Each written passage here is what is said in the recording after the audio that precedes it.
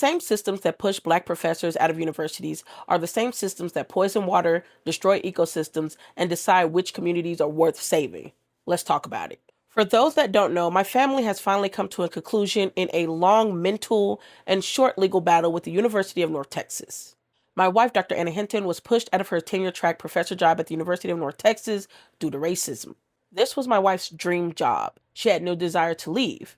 But over the past 2 years, she has been harassed by someone that was put into power.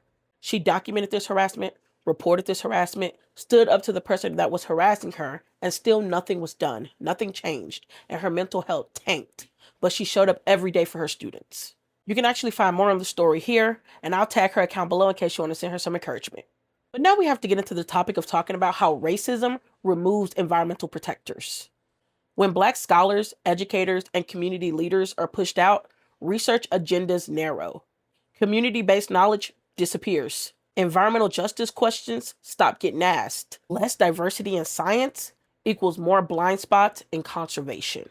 And this isn't me just saying this. There's a ton of research to back it up. And this has been the focus of my own research and dissertation work for almost the past decade. And people love saying, you're in environmental science. Why are you bringing race into it? Because environmental harm follows racial lines. If you want to save the environment, save the people. And once you save the people and you value their knowledge in their communities, it's like a domino effect. Everything else gets considered.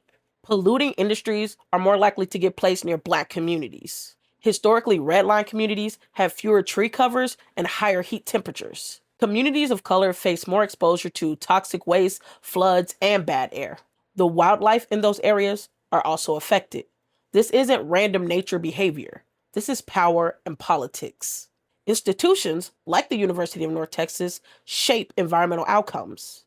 They train and educate future environmental scientists. Universities advise governments. They ultimately shape who becomes an expert in the field. When racism decides who and who doesn't belong, environmental solutions become incomplete. Communities most affected are least represented. Nature loses advocates who actually live the consequences. You can't solve climate change while simultaneously silencing the people most impacted by it. When my wife was pushed out, this wasn't just a loss for her.